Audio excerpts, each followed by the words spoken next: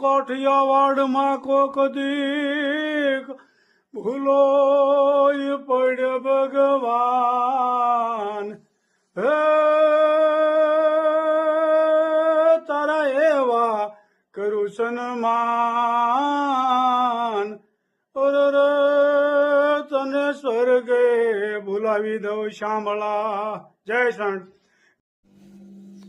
કારેલાનું શાક બનાવવાનું છે. આજ તો ભરેલ કારેલા, સરસ મજાનું ભાઈ આજ તો રેસીપી આવી છે પાછી ભરેલા કારેલાની. ચણાનો લોટ, હળદર, ધાણા જીરું. આખું શાક હોય ને એમાં ધાણા જીરું નાખ્યું ને વધારે એ સારું લાગે. બરોબર. ચટણી, ભરેલા કારેલા ને ભરેલું ભીંડાનું, રીંગણાનું, એમાં થોડું ધાણા જીરું વધારે હોય તો સારી લાગે. કારેલા ખૂબ સરસ મજાના શરીરને ફાયદો કરતા હોય છે. ડાયાબિટીસમાં ખૂબ ફાયદો કરતા હોય છે કારેલા મેથી એ તો ડાયાબિટીસ વાળાની દવા ગણી શકાય હોતે. ગોળ અને નિમક. કારેલાને આપણે થોડીક વાર સવારમાં 1 કલાક ભરી મૂકી દેવાના, મીઠું ભરી. બરોબર. પછી 2-3 પાણીએ ધોઈ નાખવી એટલે કડવાશ વહી જાય, ઓછું કડવું થાય. બરોબર. અને આ તેલ ઉમેરવાનું થોડુંક. ઘણા કહેતા કે અમને કારેલાનું શાક કડવું બહુ લાગે, પણ જો આવી રીતે કરો તો બિલકુલ કડવું ન લાગે અને એકદમ સ્વાદિષ્ટ લાગે. એટલે બેનો ખાસ જોવે આજ કારેલાનું કેમ રેસીપી બને છે કારેલાનું શાક. તો બેનો બનાવતા જ હોય પણ બનાવવાની થેરી બધાની નોખી નોખી હોય છે. અલગ અલગ હોય ને. કડવું હસોડું ન લાગે કઈ રીતે બને એ આજ તમે જોઈ શકો છો બેનો. અને બેનો ખૂબ સરસ મજાની કોમેન્ટો કરી રહ્યા છે. બધી બહેનોનો ખૂબ ખૂબ આભાર. મસ્ત મજાનો મસાલો તૈયાર થઈ ગયો છે.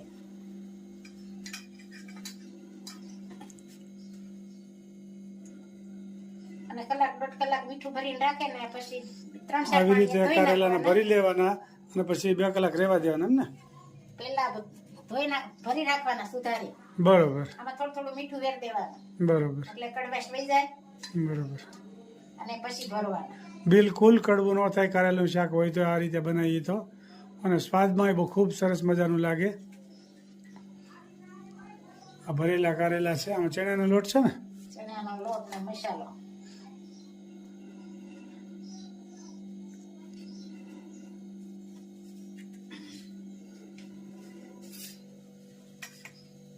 મોટા હોય ને એટલે પછી થોડું કટિંગ કરી નાખવાનું.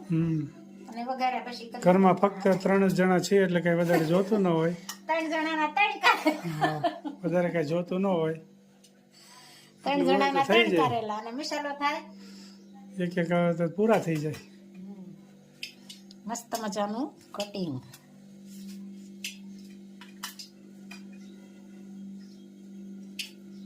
નાના મોટા કારેલા હોય ને એટલે થઈ જાય. તેલ પણ મુકાઈ ગયું છે.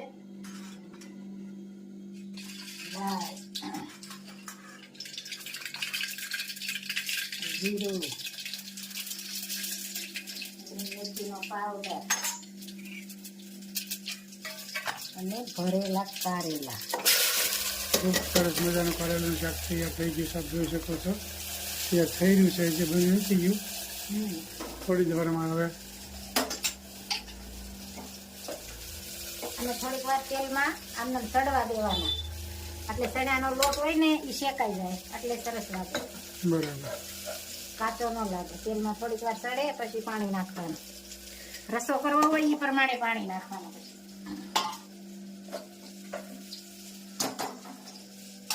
પછી જાજુ રસાવાળું ખાવું હોય તો જાજુ પાણી નાખવાનું અને કાચો રસો ખાવો હોય તો થોડુંક ઓછું નાખવાનું. મસ્ત મજાનો વઘાર થઈ ગયો.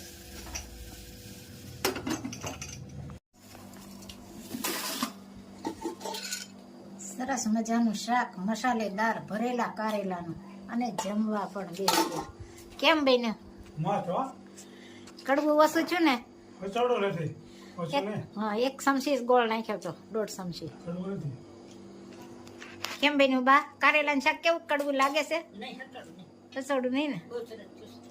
કેમ છે તબિયત પાણી? જય સ્વામિનારાયણ. જય સ્વામિનારાયણ. મસ્ત મજાનું કારેલાનું શાક ને ગાજરની શીરું ને કેરી ને મરચાં, સાથે ઉનાળામાં ઠંડી ઠંડી છાશ, મસ્ત મજાની છાશ, મસાલેદાર, મસાલાની ડબ્બી હારો હારસ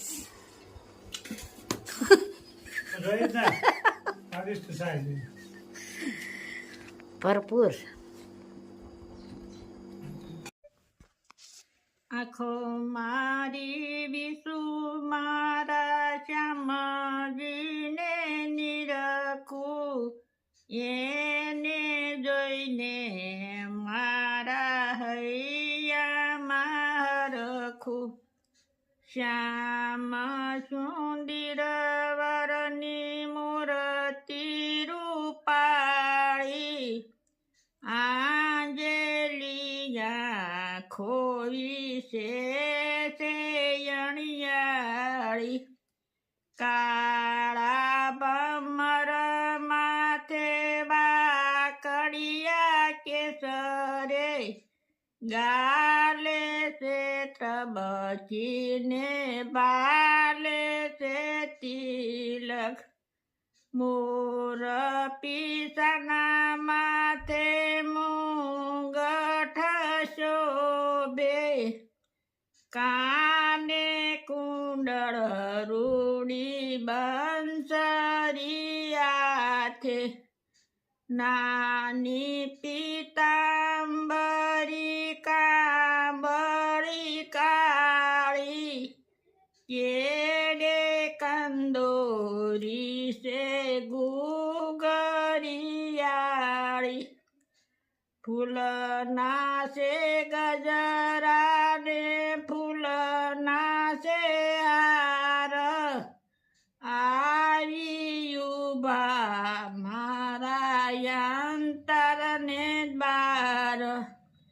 એવા શ્રી કૃષ્ણના શરણ છે મારે, ગોવિંદ બલિહારી જાઓ વારંવાર.